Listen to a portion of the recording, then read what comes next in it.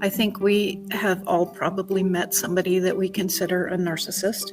Sort of a more light-hearted example would be Miss Piggy from the Muppets. She is totally self-absorbed. Everything is about her, even if it's not about her. But she's also kind of charming, so. Yeah. Would you say that Kermit the Frog demonstrates symptoms of being a victim to a narcissist? He's definitely codependent. But I do think in some of the movies that he kind of stood up to her a little bit, but she was also portrayed in some of them a little bit less narcissistic. So, but definitely if you're old enough to have watched the Muppet Show, in the Muppet Show, he was totally, subservient to her.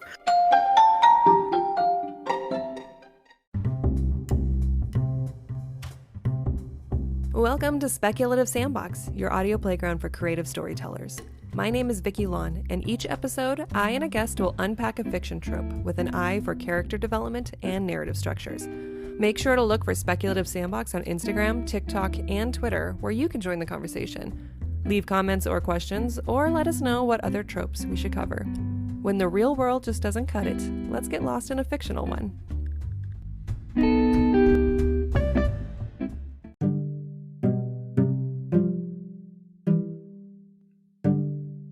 We watch them on TV. We read about them in books. We learn about their nefarious behaviors in the news. I'm talking about Dark Triad personalities. Narcissists, Machiavellians, Psychopaths. They're the villains of both our stories and our real lives. Author Marsheila Rockwell joins me in a discussion of what defines these three personality types, how they apply to both fictional and real-life people, and the ways writers can develop compelling Dark Triad characters. I just wanted to say I love your bio from your website. Can I read the first part of it really quick? Yeah, of course. Okay, so Marsheila Rockwell was born an indeterminate number of years ago in America's last best place. A descendant of kings, pilgrims, Ojibwe hunters, and Red River Métis. Did I say that correctly? Métis. Red River Métis, and possibly a witch or two. She spent the first few years of her life frolicking gleefully in a large backyard that is now part of one of the nation's largest Superfund sites. Perhaps that explains her early penchant for fantasy and horror. Can you tell me a little bit about this Superfund site? Yeah, it's. I was born and raised in Montana, and this was the Anaconda copper smelter, and there was a river, as there often is, near places like that, because they have to have water for many reasons, but one of the reasons is to dump their crap into. We lived downriver, down creek of the smelter. When I was little, the EPA used to come in and take hair samples from us to see how much arsenic was in our systems. Wow. And what do you remember what yours were, or were you normal, or was it like dangerous levels? I don't remember. I mean, I assume that it was never bad enough that, they felt that they had to do anything. Although I do know that there are some older people there that, okay, I know, I have heard from relatives who live there. I don't know if this is true or not. So allegedly, that they have to take arsenic pills because they have so much arsenic in their systems that if they don't keep a certain amount now in their systems, that they wouldn't be able to function. I don't know how that works because arsenic is a poison. So it seems like if you're putting more into your system, that's a bad thing. But This is what I've heard. Interesting. So many people like to write about toxic environments as a catalyst for something supernatural to happen. And you have firsthand experience in that. Yeah, we moved from there when I was pretty young, but I haven't been back there, but my dad has been back there and he sent me pictures, and it's completely closed off now. There's chain link fence around it and big keep out, no trespassing, signs on it. And the area inside, this is where we lived, not the smelter itself, which is also part of the Superfund site. But the area where we live, it doesn't look that much different from the area surrounding it, but I'm assuming that the soil is pretty bad. I'm also a civil engineer. I was registered in the state of California for several years, and soil and geology were kind of my thing for a while. So I have a pretty good idea of what the soil probably looks like out there, and I'm surprised that anything is growing. So the community that is there is no longer there. Yeah, no, it's gone. That reminds me of other communities I've heard of where, for example, I think there was some sort of toxic smoke or something that was underground and it was leaking into the air and killing the people that lived in these communities. So you have a lot of ghost towns in different parts of the world because of that. Well, Marsheila, I am so excited to talk to you about dark triad personalities and light triad personalities and the roles that they both play in fiction. So let's start. Can you tell me a little bit about yourself and your current projects? Well, just today, actually, I got the go-ahead to announce my latest project, which is a book for the Marvel Untold line. It's called Sisters of Sorcery. Congratulations. Oh, thank you. I'm very excited about it. It features Clea.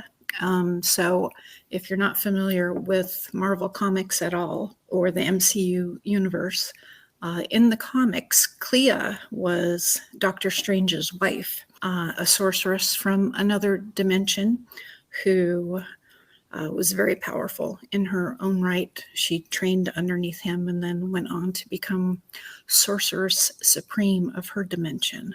So it's very exciting to write about her teaming up with some other sorceresses to kick some big bad butt. I love that. I've always wanted to write for Marvel. Is this like a dream come true for you? What did you do in your career and your steps to get yourself to this point? Well, I have written several of what are called tie-in books, media tie-in fiction. And those are novels that tie into other intellectual properties. I wrote for Dungeons and Dragons. I wrote the only official novels that tie into Dungeons and Dragons Online. With my husband, I've written a book that is based on the Mafia 3 video game. I wrote a Buffy journal with him, although my husband, Jeff Marriott, shout out, he's written tons of Buffy and Angel stuff and so much more. I'm sitting in front of a bookshelf. I have the top shelf, and he has all the other shelves full of books. So he's written a lot more of it than I have. We also worked on a Xena Warrior Princess trilogy. Oh, you're talking to me now. I love Xena. That's so cool. Yeah, unfortunately, something that often happens with tie-in fiction is that a certain company will pay for the license to produce books, but then their distribution will fall through. So you write the book and you get paid, but the book never sees the light of day.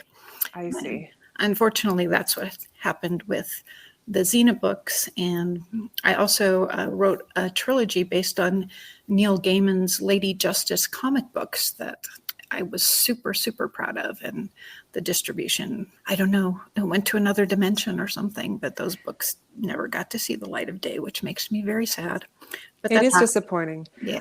The closest I got to a situation like that, I worked for Realm Media for a little bit last year to work on a pilot story, very cool science fiction, cyberpunk interpretation of a Vietnamese creation myth. And I really enjoyed working on it. And we went back and forth, back and forth, back and forth. Me and the editor were so excited about it. And then when it got to whatever end it gets to creatively or within the organization, it just died. Yeah. And I was so sad. So I know that feeling. Yeah. It's pretty much the same kind of thing. So I did, my husband and I also wrote an original novel together called Seven Psychos, which is about psychopaths, but I figured I'd talk about that a little bit later in our discussion. Well, I started reading the Seven Psychos, actually, and I had a question. I wanted to start off with it. So Okay, the book that you wrote with your husband, Jeffrey Marriott, Mhm. the prompt I have is The Walking Dead meets Suicide Squad and the Andromeda strain in this fast-paced mix of science fiction and horror. Zombies overtake Phoenix, Arizona, and 7 people are sent downtown to find the cause of the death, a disease, and hopefully a cure. So, as a fellow Arizonan, I love this premise. I thought it was so great. But what really jumped out to me in your opening chapter is the character of Light. And I find him to be very complex because he's a paramedic, but he has a very surprising dark side where he provides a unique service. Do you want to go into that a little bit? Sure, I don't think it's a huge spoiler, but he's basically what we would call an angel of death, or what people who are that consider themselves angels of mercy most of the time. And unusually, they are usually women. So the character of Light is a little bit unusual in that regard. They are often in healthcare fields, so that's a little scary, but usually in settings where they care for people on a one-to-one basis, so more like nursing homes and personal care nurses and that sort of thing. So hopefully I'm not terrifying listeners, but they're people who like to play God, and they decide that somebody's life is no longer does not have the quality that it should anymore, and so they're going to give that person mercy by ending their life for them. And because they're in the medical field, they usually have access to things that help them do that. I have read news stories about that. It is very chilling. Yeah. Especially when you find out that some of these people have a very long list of victims. Oh, yeah. Most of them don't get caught for a long time. And because they're in the medical field, a lot of times it gets covered up and they just get moved to another place. If it happens to be a doctor, then people don't, there's the reputation of whatever hospital or clinic they might be connected to. There's all sorts of political things that come into play. And so they just get shuffled down the line, and, more people die until, I guess, the tally gets to be too great. I'm not really sure what the trigger is to make people pay attention and do something about it, but So this takes us into the Dark Triad personalities then, which is narcissism, Machiavellianism, and psychopathy. yes. Can you walk us through these traits and give us some examples of where we might have seen these in either fiction or real life? Sure. Well, narcissism, I think we have all probably met somebody that we consider a narcissist. It's usually defined by entitled self-importance, somebody who will take anything that happens to or around them or to the people around them and center themselves. I mean, I'm sure we all know people like that. Yes, what I've noticed is I think everyone can probably agree that there's always a little bit of selfishness to all of our characters, but it's when you come across someone who is so coldly self-motivated, that's when you start to realize that there's like a different level, and that's where you start to experience the narcissistic tendencies. Yeah, definitely. So from fiction, for a while, I was watching The Morning Show. I think it's on the Apple channel streaming. And the main character is Alex Levy. She and her partner are hosts of a morning show. And the very first episode, her partner has been fired for sexual harassment of fellow employees. And she is just finding that out as she comes into work to start filming for the day. And all she can think about is how that's going to affect her and her career. She has no thought as to how it affects the lives of the women who were harassed. She's just worried about, well, what is this going to do to me? What are people going to think of me? Because we were like America's favorite little couple. Not, they weren't a couple, but, they were together.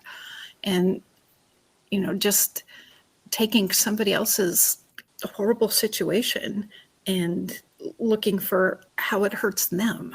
That's not very nice example. Sort of a more light-hearted example would be Miss Piggy from the Muppets. Oh, yes. Yep. Okay. She is totally self-absorbed. Everything is about her, even if it's not about her. But she's also kind of charming. So, Yeah. Would you say that Kermit the Frog demonstrates like the symptoms of being a victim to a narcissist? he's definitely codependent. But I do think in some of the movies that he kind of stood up to her a little bit, but she was also portrayed in some of them a little bit less narcissistic. So, but definitely in if you're old enough to have watched the Muppet Show, in the Muppet Show, he was totally, subservient to her. If they had been serial killers, she would have been the dominant partner and he would have been the subservient partner. And you hear about that a lot too, right? In the news, where when there's pairings in a murder, one is usually the one leading the whole thing and the other one's along for the ride. Yep. Yeah, that's usually how it works. Sometimes, though, the twist is you think one is the dominant one and they're really not. So, Oh, like covert narcissism. yeah, that's part of their thing. It actually kind of trends down into Machiavellianism, is that they want you to think that the submissive person is the dominant person, because the dominant person in a serial killing pair often gets worse punishment than the submissive one. So if they can make you think that they're the one who was like forced into doing it, or brainwashed into doing it, then they get to do all of this bad stuff and then not face as terrible of consequences for it if they get caught. So is the Machiavellian also a narcissist? What distinguishes them from the narcissist? A narcissist can be somebody who isn't necessarily particularly smart. I'm not saying they're like super dumb or anything like that. They're just not like Strategic. Yeah, they're not evil geniuses. And usually Machiavellianism, you kind of associate with somebody who is really strategic. They have plans within plans and wheels within wheels. And The classic villain from the Yeah. movies. Oh yeah, definitely. I think of like Cersei Lannister from Game of Thrones. Like she had all these different plans in motion. I also think of Batman from Ooh. comics, Okay. because I'm not so sure that it was really played up in the movies, but definitely in the comic books and some of the animated movies, he had plans, ways to defeat every single member of the Justice League if they ever became a threat. Did that cause discourse at some point when they discovered that? Yeah, they were, they didn't trust him. They, thought that made him bad. But there was one of the animated movies, and I can't remember which one it was.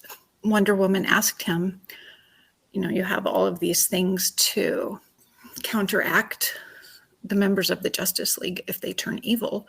What is there to counteract you? And he said, basically, that's why I created the Justice League. To stop Batman. Yeah, that's your job. Interesting. How would you describe then Batman and Joker's relationship? Are they both like the different sides of the same coin? No, I really think the Joker is a straight up psychopath.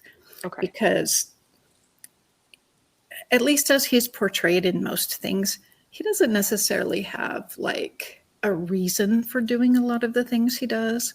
Like sometimes he has plans, but sometimes has just enough plans that he gets Batman into a situation where he can hurt him. He doesn't care about anything else. He hasn't really planned anything else. It depends on the depiction, because a lot of the depictions, he's just a straight up psychopath. And in a lot of depictions, he is more strategic. I think of him more as just the straight up psychopath who just is completely lacking in empathy, just callous and cynical and just out to hurt people for his own pleasure and amusement. If we go back to Machiavellianism, that the Grinch is a good example also. He had all these plans for taking over Whoville and ruining their Christmas and making them unhappy. And even like when Cindy Lou Who came in and saw him, he was able to think on his feet and, make her think that he was Santa Claus and that what he was doing there was good, even though, like, I'm taking this string of lights because it needs to be repaired. Yeah. So, I think he is kind of a low-level Machiavellianistic. I'm not really sure what the adjective is there, but I think he demonstrates some of those traits for sure. And then for psychopaths, there's some debate whether there's any difference between sociopaths and psychopaths. Yeah, I hear that a lot. And I don't know what the saying that I've heard is correct or not, but it's like sociopaths are made and psychopaths are born. Is that true? I'm not sure, because as you will discover as you read Seven Psychos, psychopathy is partially based on a lack of empathy, which can be due to brain structure. There are people who the structures in your brain that control empathy have been atrophied or injured. Most psychopaths, if you look into their histories, you will discover that they had some sort of traumatic brain injury as a child. Not all of them by any means. So there's this physical thing. So that's the nature part. But there are people who have these structures that are smaller than they should be, or atrophied, or for whatever reason aren't functioning the way they would in a normal human being. Normal in quotation marks, of course. But they don't turn into serial killers. You have people who, serial killers, they had such a bad childhood, they were abused, this and this and this. Well, there are lots of people out there who are abused as children and don't become psychopaths. So I don't think you can say a psychopath is just born, because a lot of people are born the same, with the exact same situations and physical anomalies as psychopaths, and they don't become serial killers, right? So Gotcha. it has to be both. I personally think the difference between sociopaths and psychopaths is sociopaths, they are more focused on personal gain, whereas psychopaths are more focused on gratification. Interesting. So getting pleasure from circumstances, whatever they may be. Right. And they may not even know why they're doing what they're doing, which I think most sociopaths do know why they're doing what they're doing. What examples do you have of psychopaths? We'll start with psychopaths. Psychopaths, on obviously from TV, Dexter, right? Mm-hmm. Classic serial killer, Hannibal Lecter. I mean, any serial killer out there is going to be a psychopath. I don't think there's any way around that. And that's because Dexter, for example, takes pleasure out of killing other serial killers. Right. And, as far as sociopaths, again, the thing that's the same between both of them is this lack of empathy. They don't see other people as people because they're incapable of empathizing with them. So they don't understand how their behavior affects other people, or they may have an intellectual understanding of it and just don't care because they want what they want. And, if you're collateral damage, well, too bad for you. I think there are a lot of politicians who are sociopaths. And, some of these traits are actually good, right? If make them good leaders. Right. They can make them good leaders. I was actually reading an article that some of these traits are prevalent in creative people because I don't think lack of empathy necessarily. I kind of think you need to be empathic to be a good artist, but maybe narcissism, maybe you need to be a little bit narcissistic to be able to even put your work out there. I agree. And I'm sure every writer listening to this is like, about themselves. But I think that's absolutely true. The courage it takes to put your stuff out there. It helps when you're being fueled internally. Right. I mean, you have to simultaneously think, if you're a writer, this is the best thing that's ever been written, and this is the worst thing that's ever been written.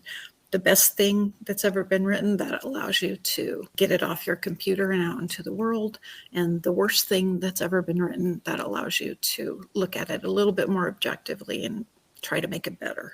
So of those three types, which one makes I guess the best villain or the worst character to make a good villain? I think you have to have all three, because if you have, like, say, just a straight up psychopath, then I feel like they're a little bit one dimensional, because it's totally true that people in real life go on killing sprees for absolutely no reason that, other people can discern, maybe FBI profilers, but there are things that happen in real life that we can't do in fiction because they just don't sound true, right? Yeah. So if you Yeah. have a straight up psychopath for a villain, then I think that comes off as kind of one dimensional. Right, because characters need to have motives and stakes and ambitions. Right, exactly. In a good story. Exactly. So I think if you take any one of these traits by themselves and build your villain on that, then they're going to be one dimensional. I think you have to have a mix of all of these three traits to really build an interesting villain. Villains are the heroes of their own stories. You should probably be putting as much effort into why your villain is doing what they're doing as you're putting into why your hero is doing what they're doing. In addition to that advice, for any writer wanting to write a really good dark triad personality or combination of it into their work, what would be your main advice? I don't think it would hurt to read true crime if you have the stomach for it. I'm a huge murderino, and my husband and I have a huge library of true crime and criminology, all sorts of books on the subject. He actually wrote a Criminal Minds book related to the first 5 seasons of that show. We're true crime junkies. I think that having some familiarity with some of these personalities will help you to make better villains. If your villain is like, going to be one of these larger than life kind of villains like you see in like epic fantasy, for instance, if your villain is the mean girl in high school, maybe you don't need to read The Psychopath Next Door. It could help, obviously. Sure, yeah. Would you say Sauron from Lord of the Rings is an interesting villain? I think he is an interesting villain, but not in the Lord of the Rings. I think you have to go back to like the Silmarillion, to his beginnings, to really understand him. Because as he is written in the Lord of the Rings, he's just this scary shadow off in the distance. You never know what he's thinking. You never know really why he does what he does, except, well, he's evil. He wants the ring. That's super one-dimensional. So they say art imitates life, and obviously the personality traits we just discussed don't just live on the page or on the screen. There are actual diagnoses that are given to real people. What are some examples of people in history or now that demonstrate these certain attributes? Well, at the risk of being political, Trump is a classic narcissist. Anybody with training in, and I'm not a psychologist, but I have studied the subject for years and years, so I have a little bit of knowledge on the subject, and from everything I have read, he seems like a classic narcissist, doing things to make himself look bigger and better, often at the expense of the other people around him. And, as we said, some of these traits are very prevalent in politicians, so that's not so surprising. As far as Machiavellianism, again, political figure, I think Putin is a great example of that right now with this invasion of the Ukraine. This was not, it seems like from the things that I've been reading and hearing on the news and all of that, that this wasn't like something that, he just decided to do on a whim. This is something that he's been planning for years and years and had different dominoes that he had in place and waited patiently for them to fall to get to the point where he's at right now. I don't know what his end game is, but I think that he is a very devious mind And he's probably a good example of a modern day Machiavelli. And when for Machiavellianistic characters like that, the ones that tend to take a lot of time putting their plan in action, how easy is it for this personality type to change gears or have their change their minds or be reasoned with?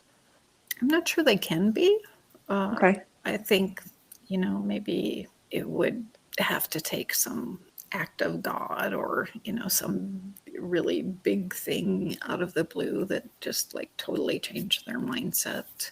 Appeal to their interests in some way that hopefully benefits others and doesn't continue to hurt others. And maybe, or, I think Putin is probably also a psychopath. So I'm not sure that the things that normally cause us to really, if we're going down a bad path, and some of the things that might cause us to really stop and reassess our lives and fix them, like somebody we love getting really sick.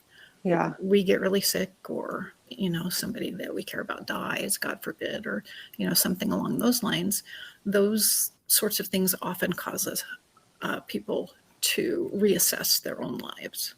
But if you don't have any empathy, those instances don't have any effect on you. So I'm not sure that somebody who had both of those traits, Machiavellianism and psychopathy, that there is anything that you could do to make them not try to push their plans forward. Would you say that Elizabeth Holmes, Theranos founder, has Machiavellianistic traits since a lot of what she did was strategic over time? And I'll back up and explain for the listeners. Theranos was started by Elizabeth Holmes when she was 19, claiming that with one drop of blood, they can run a ton of tests. And the problem was the blood test didn't work. So over 15 years, she made a $10 billion company built on lies. Yeah, they actually, isn't that the one where they like had boxes in drugstores and there was nothing in it, right? It was supposed to be like a thing where you could do your blood test or put your blood or whatever, and it was nothing, right? It was basically just a cardboard box. I don't actually know with her, because I don't know that her thought process was, well, I'm going to do this. I'm sure she thought, well, I'm going to do this and I'm going to bilk people out of money. I'm not sure that she saw it lasting as long as it did. Okay. And what was really interesting when I was watching the show, there's a show on, I'm forgetting, I think it's Netflix with Amanda Seyfried. They talk a lot about the initial motives when she was first trying to find funding for the project. And you get stuck in that terrible circle of, well, I need funding to support my research, but people go, I won't fund you unless you show me research. Right. And so she found that she had to start the manipulation early at that point just to even get into that circle of sustainability. Right. I think that that's a temptation that a lot of scientists can fall into. And I think a lot of them have really good intentions at first. But we all know that the road to hell is paved with good intentions. Do the means justify the ends? Do the ends justify the means? To me, it doesn't really matter that, she might have had good intentions, because there were plenty of places along the line that she could have stopped, and she That's didn't. true. And in fact, I think she's continuing to do stuff. So I have Holmes didn't stop scheming when she was indicted by a federal jury. In 2018, reports came out that she was talking to investors to start a new business. Yeah. Any other examples of psychopathy, narcissism, Machiavellianism? Well, again, at first, psychopathy. Pick your favorite serial killer. Who's your favorite serial killer? Who's my favorite serial? They all stress me out equally. I remember when serial killers were really big when I was growing up. They were like in the news and on TV shows. My mom would watch Lifetime movies, and I grew up framed with the idea, like my mind was very much shaped by, don't get caught by a serial killer, watch out for your neighbors, don't walk home alone. Stranger danger. Exactly. And what's scary too is, especially during the pandemic, hearing stories about people, maybe not during the pandemic, but Online dating, when you swipe right on someone and you go meet them up and something happens to you on that date, making sure that you watch your friends and check up on them, because the act of serial killing is evolving and finding new opportunities as time goes on. Yeah, their methods have to evolve with technology. Although you do still have your I-5 killers and your Highway of Tears killers, the ones who are usually somehow involved in the trucking industry, and hitchhikers. People do still hitchhike. Don't do that.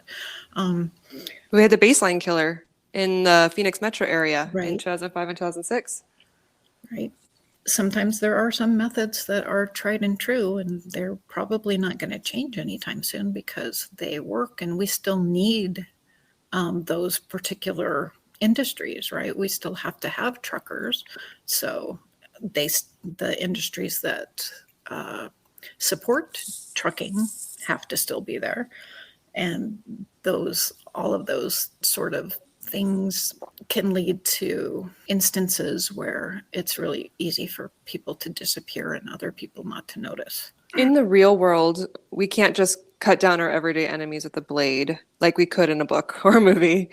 So, what are some ways we combat dark triad personalities in real life and also in stories? How do they compare? Well, it's very, very different, in my opinion. If you are dealing with any of these personalities certainly to the point where they're abusive, but even if you feel like you're being gaslighted, or most people, I feel like, know in their gut when something's wrong, and they're not being treated the way that they should be treated. At least I hope most people know that. Sometimes you're raised in such a way that you don't know what it's like to be treated correctly, and that's really sad. And I hope that people who are in that situation, find a way to know what their worth is. But for people who do have a gut feeling that they are not, that something is wrong, the first step, I think, is setting boundaries. You can't do this to me. You can't say this to me. You can't act this way. If you do those things, I am going to do this. The other step is just avoidance, right? Yeah. This person is, every time I come to them with a problem, they make my problem about them, and they just make me feel worse. I'm just not going to go to them with my problems anymore because I just wind up feeling worse. I feel like those are kind of the only two things you can realistically do when you're dealing with these personalities, unless you're in some kind of position of authority or power where, and these people are doing something actively criminal, something along those lines. But in the everyday, we meet narcissists all the time. We meet sociopaths far more often than I think we realize. The best thing you can do is just stay away from them, really, as best you can, which is completely the opposite of what you do in fiction. Yes. Because you go after them. You want to stop them doing what they're doing. You want to overthrow them. You want to defeat them. That's your whole purpose for being as a hero. Right? Do you think those fictional stories might set up false expectations for readers who might think they need to do the same when dealing with their own villain? I mean, I think sometimes it can be inspiring, like in the case where, for instance, you might be being bullied by somebody. It might help you to stand up for yourself and set those boundaries. If reading your favorite epic fantasy encourages you to go out and buy a sword with the idea of potentially using it on your favorite psychopath, then I think maybe you might be a dark personality yourself. Fair point. Okay, so let's talk about those light triad personalities, those heroes in our stories. When I looked it up, it was faith in humanity, humanism, and Kantianism. Did I get that correct? Yeah, some people say Kantianism. Some I think also say Kantianism. Okay. I did take philosophy in college, but it was a really long time ago. So I'm going to say Kantianism, and I apologize to everybody out there who has a philosophy degree and is screaming at their podcast right now. We are trying our best. Yes, exactly. Faith in humanity. Well, that's believing in the fundamental goodness of humans, right? And my number one example of that is Wonder Woman. She always believed in the goodness of humans.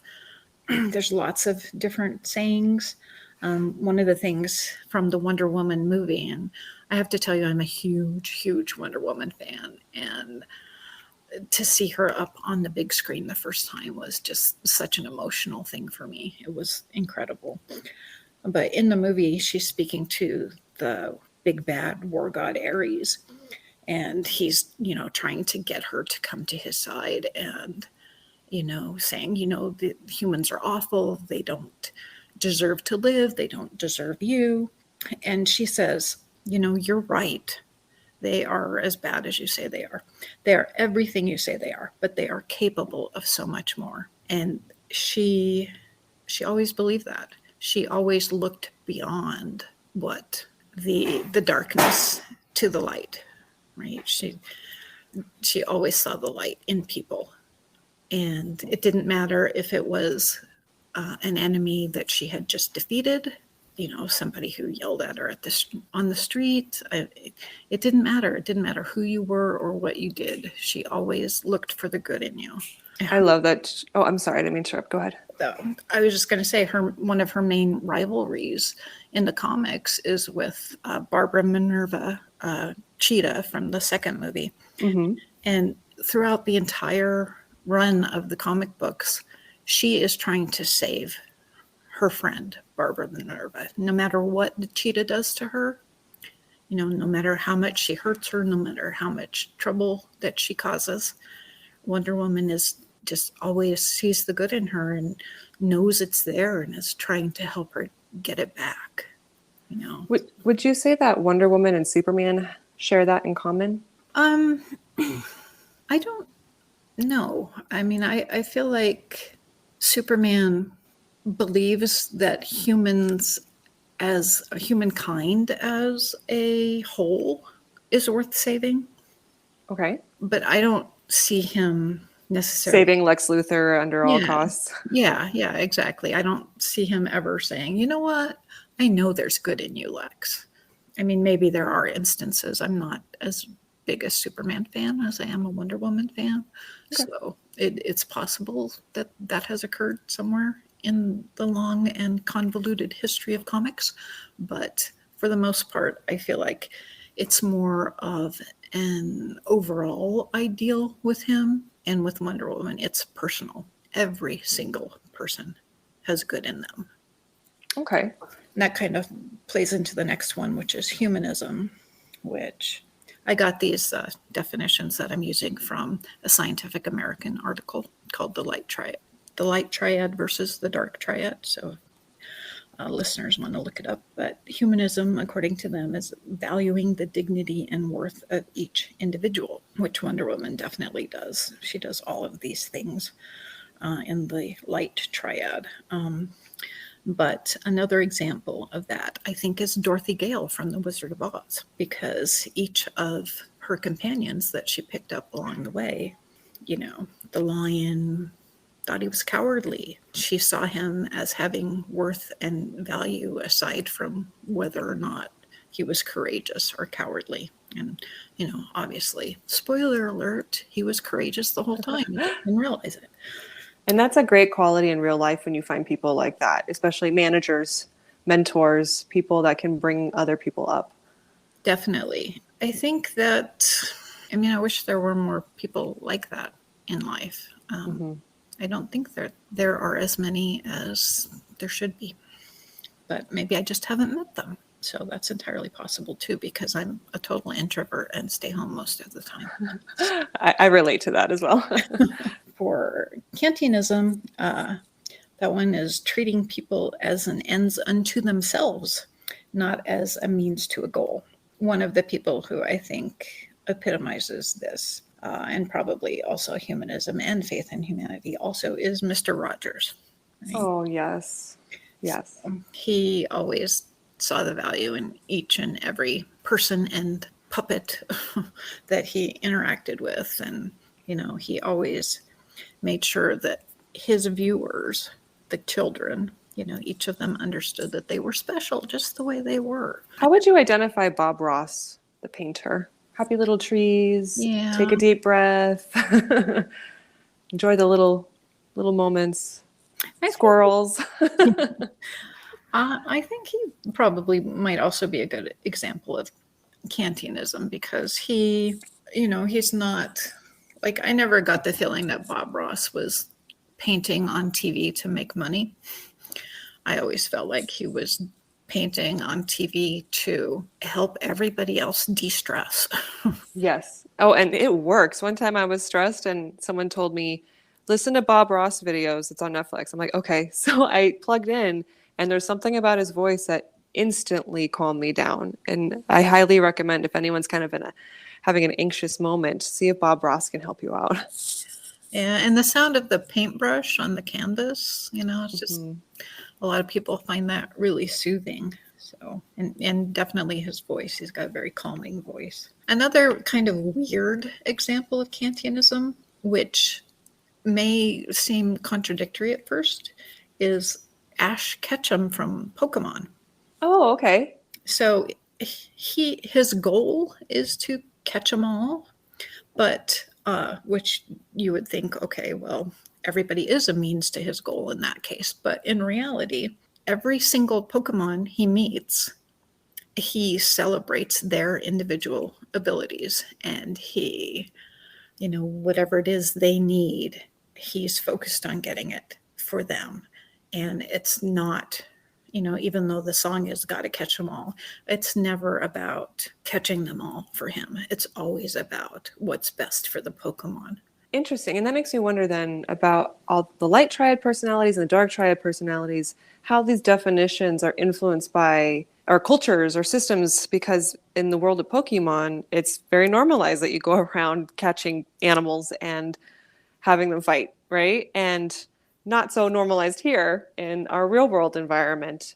But within the system and the culture and the environment of Pokemon, being able to highlight Ash Ketchum's characterization as being very supportive. He's a great protagonist, a good example for children, to be able to identify him as one of the light triad personalities. Yeah, yeah. And I think one of the important things to remember in that case is that the Pokemon who are fighting, they're there because they want to be there. I mean, even though he catches them in the ball, it's like he's not holding them against their will. They stay with him because they want to stay with him. That might not be the case with Team Rocket, but Oh gosh, you're taking me back to my childhood. Okay, so how would you, now that we know what the dark triad personalities are like and the light triad personality, how do they play off of each other, both in fiction and the real world? well, I think this gets back to what you said about in the real world, we can't cut down our enemies, and how should we react if we come across these personalities? I think in the real world, as little interaction as possible is the best way for these types of personalities to play off of each other. Although I do think that because light triad personalities do tend to see the best in everyone, if they do run across a dark triad personality, they're probably going to try and save them to their own detriment. That is a very common interaction, yes. Yeah.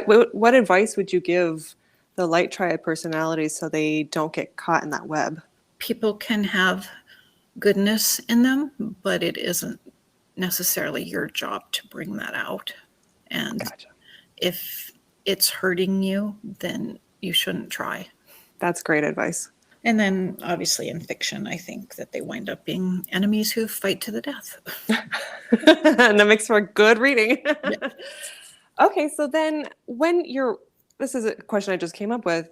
When your character developing for a light triad personality, how do you keep them complex and interesting so the reader or the viewer doesn't kind of go, okay, about them?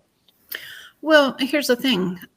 Nobody is just a dark triad personality or a light triad personality, right? Everybody is a mix of both. Like, we talked about creative people probably are a little narcissistic.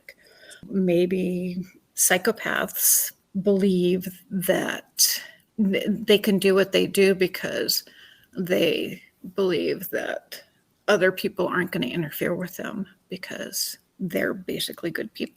And, they're going to do what they're told. And, if they give them orders to get out of the way or whatever, don't fight back, they're going to do it, right? Because that's what good people do. I mean, it may not be because they have an understanding of what good truly is, but they have an understanding of how good acts and take advantage of it. I don't know if that's really having good in them, but they at least know it when they see it. There's another quote from Wonder Woman, the movie. She says, I used to want to save the world, to end war and bring peace to mankind. But then I glimpsed the darkness within their light. I learned that inside every one of them, there will always be both. And I think that's the truth. Yeah, I agree. All right. Well, thank you so much. This has been a long conversation. You called it, but it's been so interesting. Is there anything else you'd like to share or add? Just want to plug the book that you are currently reading, Seven Psychos, which I usually do. The short plug is Psychopaths versus Zombies. That one's on Amazon. And then my new book that, again, I just got to announce today, Marvel Untold Sisters of Sorcery. That one is going to be out in September from Aconite Books. They have it on their website right now. The cover has not yet been revealed. But if you go to my Twitter account, at Marsheila Rockwell, I put up a little photo as, to tide you over until you get to see the actual cover. So, and it's got my other favorite topic, psychopaths, and then it doesn't, well, I mean, maybe it has a psychopath. My other favorite topic, which is witches.